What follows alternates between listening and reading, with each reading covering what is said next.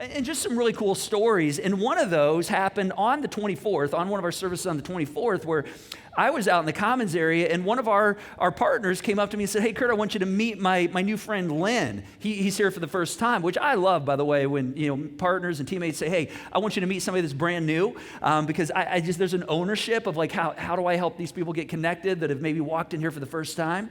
And so Len had a Bible, and he had our postcard, our direct mail postcard, like under his arm. And I saw it, and I said, "Hey, did you get one of our cards?" He said, "Yeah." He said, "Somebody from here sent me a personal invitation to join you for Christmas Eve, so I thought I'd take you up on it."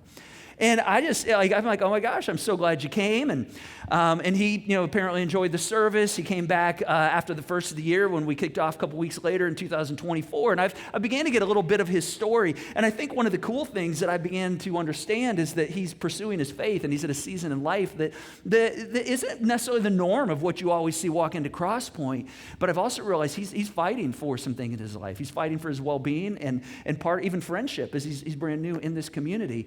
And so I want you to hear a bit of his story and just how he has been experiencing and really leaning in and fighting for connection and fighting for his well-being. Take a look at his story right here.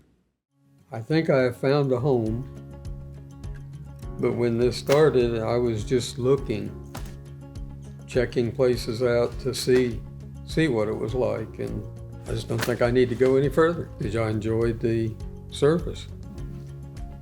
And I decided I was going to come back and see what it was like, because the Christmas service is different. It gives very specifically to the birth of Jesus, and I just wanted to see what a regular service was like, and like that pretty well. I guess in a roundabout way, because of my cancer diagnosis, I have people in 12 states praying for me, and I believe in God, I believe in Jesus, I feel like I'm a Christian, but I was not a religious person. I haven't gone to church. But I thought, if I have that many people in that many states praying for me, I need to see if I can figure out, maybe I need to do some praying for myself. And that's what started this journey. And because the other thing that happened is my neighbors in Virginia, where I still have a house, go to a church, and when they heard my diagnosis, they came home one day with a piece of prayer cloth that their minister, she said he had anointed it, and I've had it in my pocket every day since. Well, I didn't know.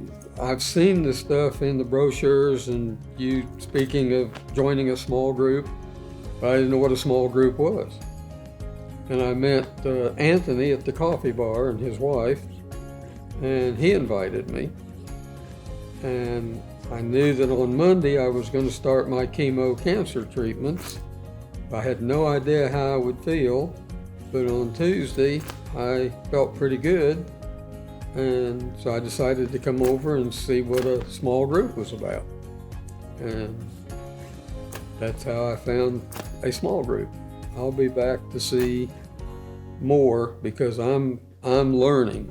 I don't know if I'm a toddler even walking yet in this journey with religion and prayer, and so I've got a lot to learn for an older man. This is what I'm learning is what teenagers are supposed to be learning. So it keeps me young.